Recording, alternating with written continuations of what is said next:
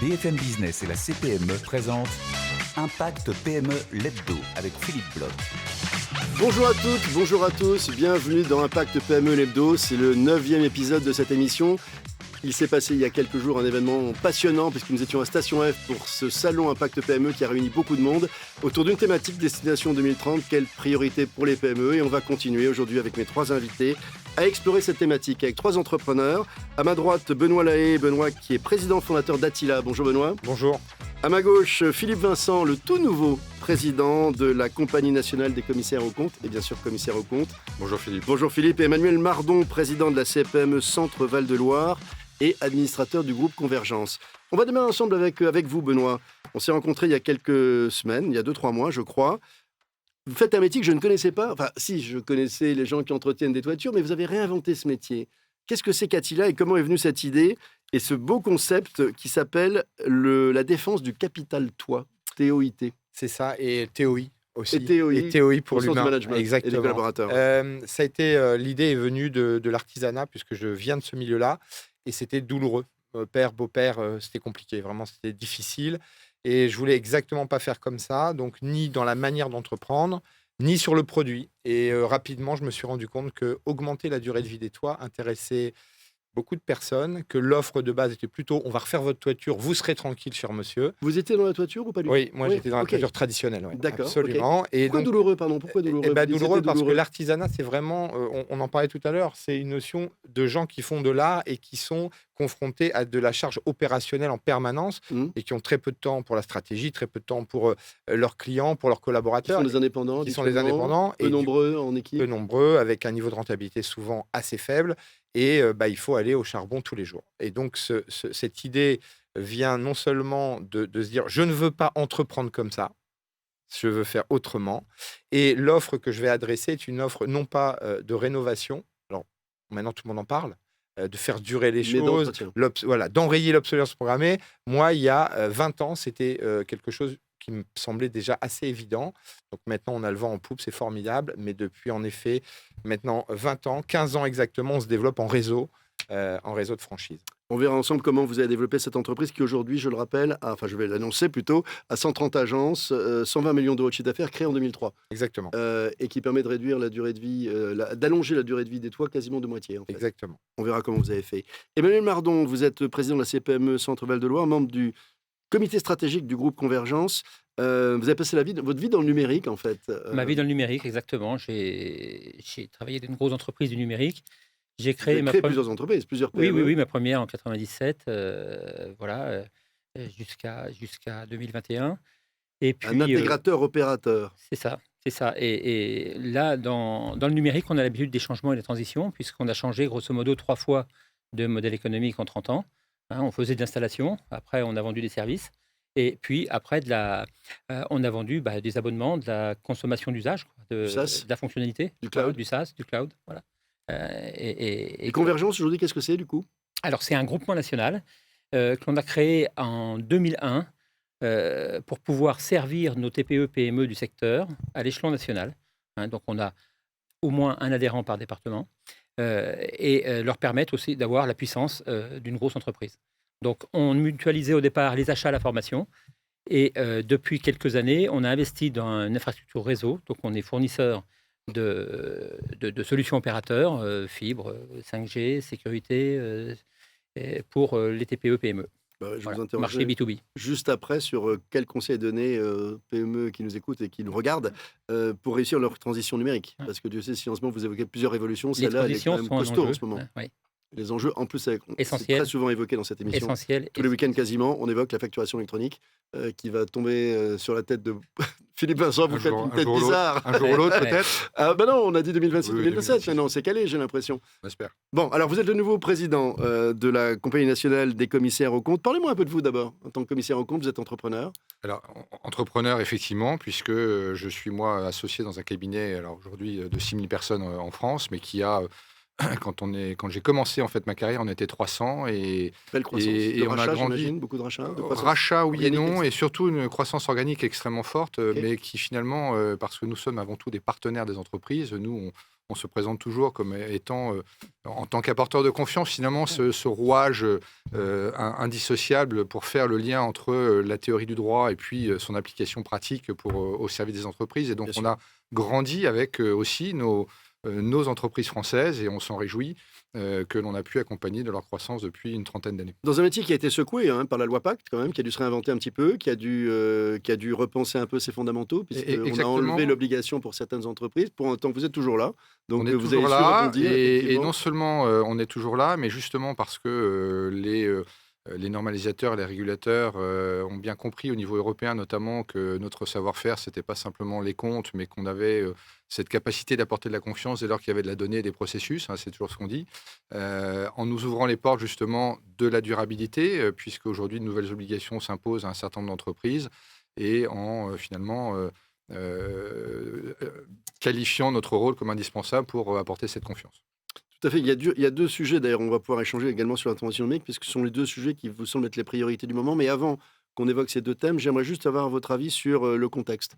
Ils viennent d'élire un président américain qui inquiète beaucoup le monde. En tout cas, on est en total monde VUCA, volatile, incertain, complexe et ambigu. Comment réagissent les entreprises françaises aujourd'hui que vous voyez au quotidien ? C'est très variable. Je dirais que les grandes entreprises, elles, ont pris une certaine habitude aujourd'hui de vivre avec effectivement le risque, quel qu'il soit. L'imprévu, le manque de visibilité. Et aujourd'hui, finalement, l'ont intégré dans leur mode de gestion, leurs décisions stratégiques.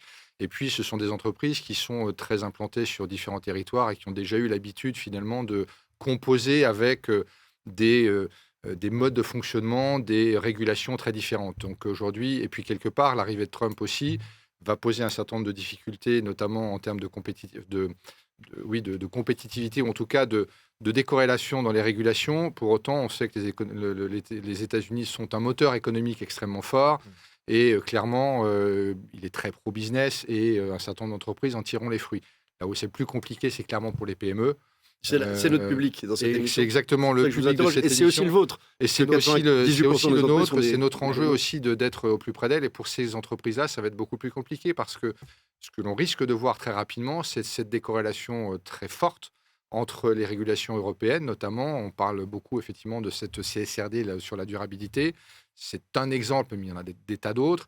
Et des pays, j'allais dire, anglo-saxons, tirés par les États-Unis, qui peuvent aussi se sortir d'un certain nombre de contraintes. Il va en sortir. Il a annoncé qu'il allait sortir de tous les engagements qui protégeaient la planète. Donc là, on est quand même sur deux territoires totalement différents. Et donc le message que vous adressez au PME, c'est qu'il faut garder, on est plutôt dans le bon camp, j'imagine. On est dans le bon camp si on sait faire de la régulation quelque chose de positif. C'est tout l'enjeu, par exemple, avec la durabilité aujourd'hui. C'est qu'on est allé très très loin finalement dans les exigences que l'on fait porter sur les entreprises. Pour autant, on ne peut pas non plus nier le fait que c'est quelque chose qu'on ne peut pas éluder. Le climat, par exemple, est un enjeu trop important. Reste à trouver justement une manière qui corresponde finalement d'abord aux capacités de nos PME à répondre à ces enjeux, et qui soit plutôt un élément d'accompagnement plutôt qu'un élément un frein à leur activité. C'est un élément nouveau de votre métier de commissaire aux comptes, de conseiller un peu, d'accompagner les dirigeants sur ces sujets ou... Un conseil, on ne fait pas de conseil, bien entendu. Vous êtes un contrôleur plutôt. On est un contrôleur, mais oui, c'est une évolution en tout cas extrêmement positive pour montrer aux dirigeants que nous sommes aujourd'hui leurs partenaires, que nous sommes là pour les aider à mettre en œuvre les lois de la manière qui leur soit la plus profitable, bénéficiable, et non pas comme d'en faire effectivement juste un rôle de censeur qui n'a pas beaucoup d'intérêt aujourd'hui. Benoît Lahaye, comment est-ce que vous êtes passé donc de cette envie de faire autrement, de passer en mode service dans le bâtiment ? C'est ça ce que vous avez réussi. Par quelles étapes y êtes-vous parvenu ? Alors, en fait, on est encore aujourd'hui, je considère que c'est vraiment notre enjeu de devenir une entreprise de service. Aujourd'hui, moi, ce qui s'est passé, une émission s'appelle ça moi, c'est la TPE qui m'a alerté. Mais je me suis dit, c'est pas possible. La très petite entreprise est vraiment encore plus écrasée. La PME, ça commence à être des niveaux où on peut un peu s'organiser, et l'ETI devient vraiment quelque chose de hyper intéressant. Et moi, ce qui m'a intéressé, c'est d'allier des PME, ce qui est un peu l'objectif de... Voilà, vous êtes un groupement d'entrepreneurs. On est un groupement d'entrepreneurs, et à la taille consolidée, on est une ETI. Ça veut dire qu'à partir de ce moment-là, on peut absorber, on parlait beaucoup des problématiques et tout, on a des gens chez nous qui peuvent penser au coup d'après, on a des ressources pour pouvoir anticiper, déployer des processus de formation. Donc il y a quand même une taille critique. pour justement... et donc, l'idée, elle est venue de ce constat au niveau organisationnel. C'est-à-dire, je veux plus subir, je veux pouvoir prendre du recul et avoir un coup d'avance. Il y a eu une innovation aussi importante. Oui, il y a alors... Plein d'innovations, d'ailleurs. Bah oui, laquelle, de La laquelle... plus importante. La plus importante, il y en a beaucoup. Il y en a... Celle qui a permis d'enlever la flamme. Exactement. Donc ça, c'est une des plus récentes, mais je pensais que vous faisiez référence Non, mais encore allez-y, à je une vous en autre. prie. Dans les innovations, on est en permanence en recherche d'innovation, que ce soit sur le management, que ce soit sur la technique, que ce soit sur l'offre commerciale. Donc c'est pour ça que j'y en a beaucoup. Le sang la flamme a été une révolution, une vraie Expliquons, crise. parce que je ne pense pas que tout le monde connaisse. Oui, le sang. En fait, il faut savoir qu'en France, il y a 16 000 incendies. Alors, on connaît tous Notre-Dame. Moi, je suis convaincu qu'il y avait des travaux et à un moment donné, on utilise des techniques à la flamme et qui ont un vrai risque d'incendie. Donc, moi, j'ai décidé d'enrayer ce processus qui, évidemment, n'était pas possible pour les PME. Ils disaient, ah ben non, là, ça va être trop compliqué, on ne va pas y arriver, nos collaborateurs vont s'enfuir. Finalement, par plein de processus, on y est arrivé et aujourd'hui, c'est différenciant. C'est-à-dire qu'aujourd'hui, on gagne des parts de marché parce que les clients disent mais nous on ne veut pas risquer de prendre la flamme et du coup ce qui à un moment donné est une problématique, si elle est bien organisée, bien structurée et anticipée, devient finalement un foyer de croissance assez dingue. Et donc l'innovation, nous, elle est au cœur digital, on pourrait en parler des Non, heures. on va en parler justement, parce que c'est un point qui vous réunit tous les trois. C'est-à-dire que je ne sais pas lequel de vous me disait qu'une entreprise, non, c'était vous, Philippe Vincent, je crois, l'enjeu du digital, gros enjeu pour les cabinets, c'est le sujet des prochaines assises de Grenoble, je crois. Absolument. Et qu'une entreprise en fait qui ne va pas dans l'IA, elle aura un vrai problème dans les 5 ans qui viennent.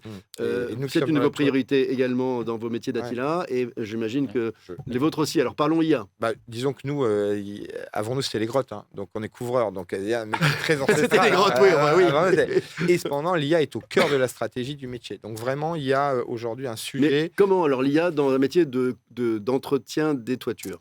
En fait, qu'est-ce qu'elle change? Il y a une vraie révolution qui va arriver et à tous les niveaux. Au niveau que ce soit pour conseiller les clients, que ce soit pour faire de la pédagogie vis-à-vis des collaborateurs, que ce soit la manière de faire le chiffrage, la manière d'analyser la rentabilité. L'IA, elle est partout, à tous les niveaux, du technicien qui fait de l'entretien de toiture jusqu'au dirigeant qui prend des décisions D'ores et financières. déjà. Alors, d'ores et déjà, c'est accessible. Maintenant, qu'est-ce qu'on en Oui, fait? vous m'avez dit tout existe sur étagère. Ouais, tout existe sur étagères et du coup, l'innovation, là, c'est passionnant. On est dans une époque extrêmement passionnante pour peu qu'on ne subisse pas son quotidien et qu'on ait les moyens dont on parlait tout à l'heure. Donc, pour nous, c'est le cas. Et donc, on a 4-5 sujets sur l'intelligence artificielle, notamment la réalisation des devis avec des préconisations et techniques liées à DTU, qui sont des termes un peu techniques, mais aussi liées aux erreurs de chiffrage qui vont permettre d'en faire beaucoup moins, et puis aussi tout un processus qui va permettre au client, qui est de plus en plus exigeant dans son autonomie. En fait, ce qu'on se rend compte, c'est que la tech, parce qu'on parle de tech, la tech qui a été l'ubérisation, c'est rendre autonome et indépendant le client. Donc, il faut l'imaginer ce que ça veut dire chez nous et augmenter le service client relationnel humain. D'ailleurs, on va faire de plus en plus de tech avec un niveau de qualité de plus en plus fort dans l'humain. Et vous êtes en train aussi de dire que seul un groupe d'entrepreneurs qui se regroupent arrive à avoir les moyens de trouver cette révolution. C'est juste une logique de prise de recul et de hauteur. Oui. Emmanuel Mardon, sur ce sujet de l'IA globalement et de la transition numérique au sens large, de l'IA générative, quelle est votre vision, vous qui connaissez bien en fait la digitalisation des entreprises françaises et des PME? C'est un enjeu indispensable, hein. Il va falloir intégrer très profondément dans les processus la numérisation, la digitalisation, l'IA, hein, pour différents niveaux, hein, que ce soit déjà utiliser et valoriser les données de l'entreprise, hein, pour pouvoir se démarquer par de l'offre sur mesure, répondre aux clients vraiment au détail près, et dans la gestion pour optimiser les coûts, dans la production. Hein, donc c'est un facteur indispensable pour retrouver de la compétitivité dans un secteur où les TPE-PME sont un peu d'un effet ciseau entre l'augmentation des coûts dont on a parlé tout à l'heure depuis quelques années, l'énergie, les matières premières, les inflations, et un niveau de prix qui a tendance à baisser par rapport aux concurrences notamment mondiales. Et globalement une assez faible culture data. Et une assez faible aujourd'hui, c'est-à-dire qu'elles ont de la data partout. D'ailleurs, je ne sais pas, Benoît, si vous avez beaucoup de data dans l'entreprise.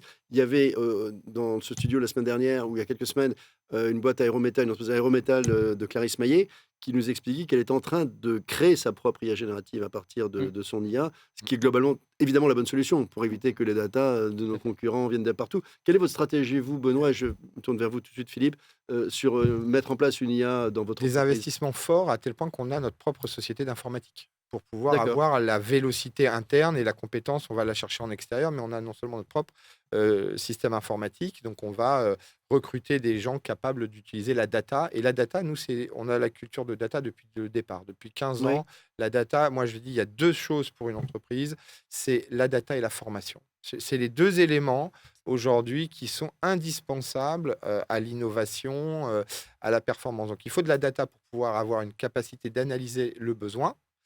Et il faut pouvoir former la montée en compétences des collaborateurs. Donc, c'est les deux piliers qui permettent d'encaisser les fluctuations, les mouvements économiques, les mouvements politiques et l'agilité. Philippe, Vincent, au niveau des commissaires aux comptes en France, est-ce que vous êtes très armés parce que vos cabinets aussi sont affectés par cette révolution Bien sûr. technologique? Et qu'est-ce que vous allez dire dans cette prochaine assise sur laquelle l'IA sera au cœur de beaucoup de sujets? Qu'est-ce que vous allez évoquer? Peut-être en introduction Bien sûr, sur allez-y. ces assises, revenir sur 2 points qui me paraissent fondamentaux dans ce que vous venez d'exposer. Le premier, c'est celui de la souveraineté numérique. Je pense que l'enjeu aujourd'hui, c'est qu'on n'a pas, je dirais, ces technologies, ces outils, et l'IA n'est qu'un outil extrêmement performant, mais ces outils posent un véritable enjeu de souveraineté numérique. Et là, on a effectivement une interpellation à faire auprès de nos dirigeants, nos pouvoirs publics, et notamment au niveau français et européen, pour nous assurer que nous allons pouvoir bénéficier, petites entreprises, cabinets, et c'est un enjeu que j'ai aussi au niveau de la profession, notamment des plus petits cabinets, d'outils qui soient sécurisés, d'outils qui ne soient pas un chat GPT américain, dans lequel on puisse, oui. voilà, sur étagère, dans lequel on puisse effectivement nous assurer de la qualité de la donnée qui est insérée dans cet outil. Et puis, le deuxième enjeu, plus général, qui touche notamment nos PME et nos cabinets également, c'est la rapidité de la diffusion de la technologie. Aujourd'hui, on voit, et on le constate quand on se compare à d'autres pays dans le monde, que la France a un peu de retard.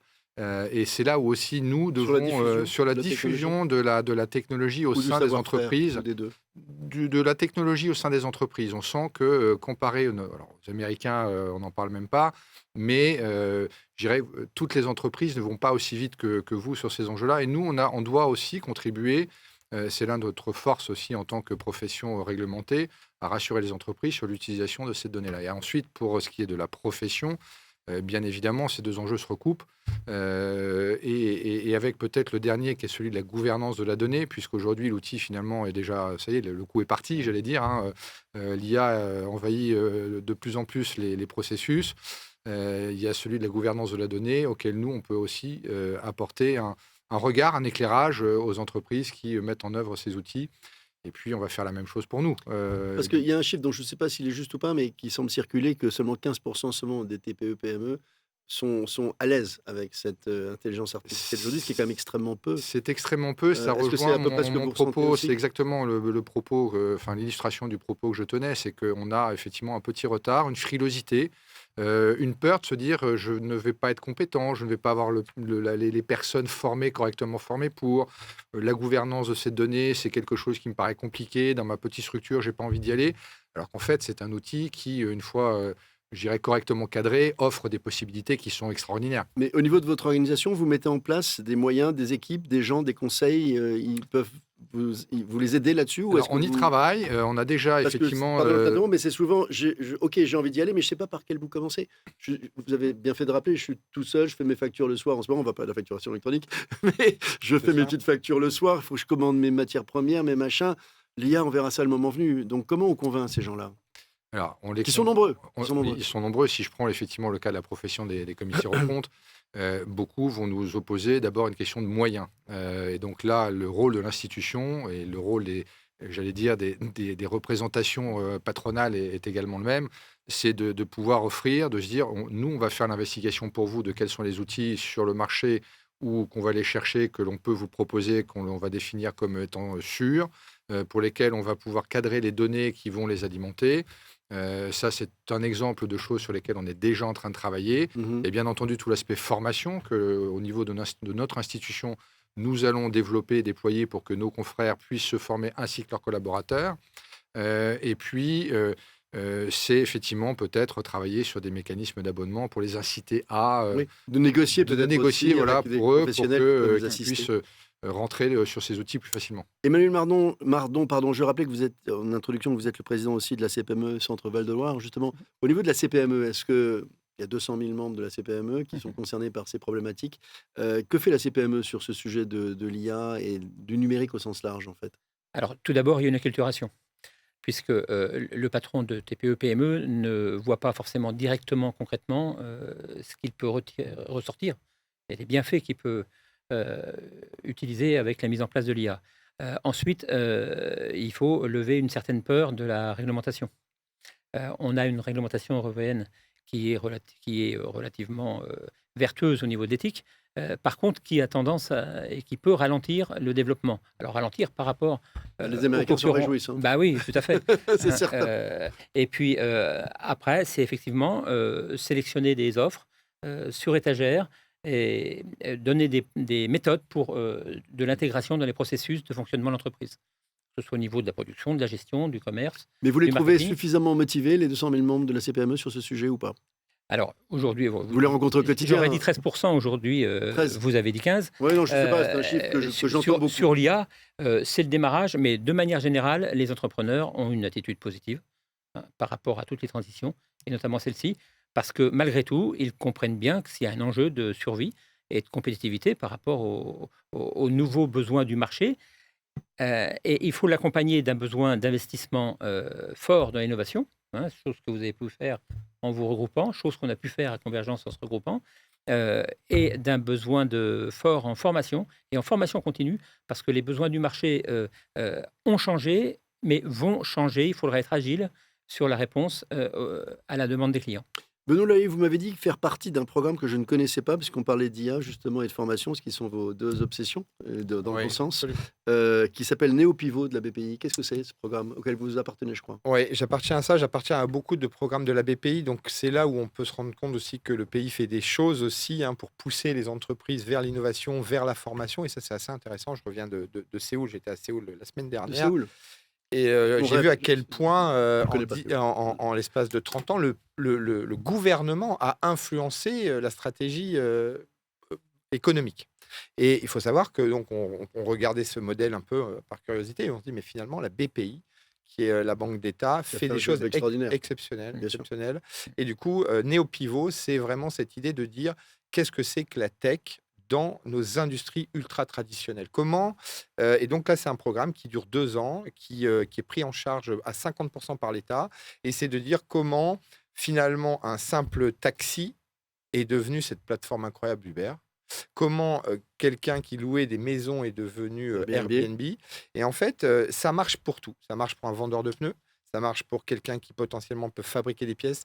Mais il faut qu'on connecte les deux mondes. Et cette formation dit, venez, on va bosser et on va regarder vous, Néo-Pivot de BPI. Néo-Pivot de BPI, on va regarder vous, dans votre industrie, qu'est-ce que ça veut dire de rapprocher de la tech. Et c'est flou pour les chefs d'entreprise. C'est un concept. Mais la réalité, c'est que tout le monde va devoir aller vers ce rapprochement du digital et de sa capacité à produire, parce que les clients veulent consommer de l'autonomie et de la liberté.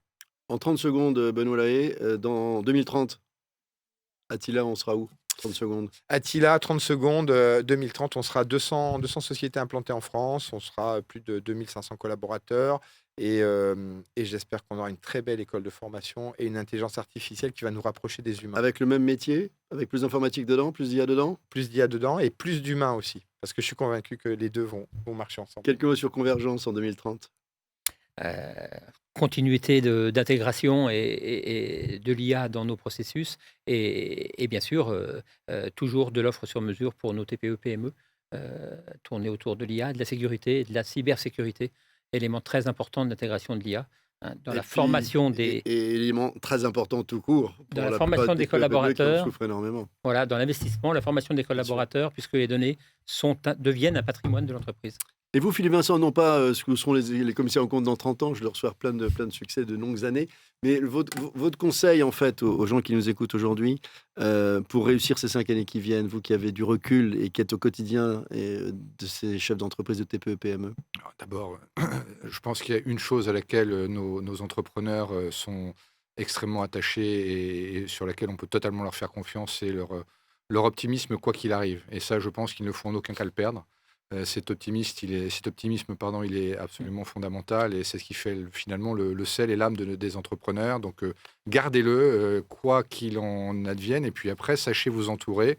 Alors, sans faire de pub pour les commissaires aux comptes, nous sommes Si vous pouvez. partie prenante des personnes qui, évidemment, peuvent vous accompagner dans les situations difficiles et moins difficiles. Même quand c'est pas obligatoire. Même quand c'est pas obligatoire, exactement. Et donc, Vous avez une formule que sachez vous entourer. vous avez une formule que j'aimerais retrouver, mais je sais pas. Non, j'en ai pas le temps. C'était de devenir de pas un passage obligé. Vous aviez une formule. Alors, magnifique. on disait qu'on était c'était passé de l'utilité Allez-y. reconnue à l'utilité recherchée. Voilà, c'est ça. Merci à vous. Ce sera en 2030. Merci à tous les trois. C'est la fin de ce 9e épisode de la 5e édition d'Impact PME l'Hebdo. On se retrouve le week-end prochain pour un nouveau numéro. Très bon week-end à vous. À très vite. Ciao. Impact PME l'Hebdo.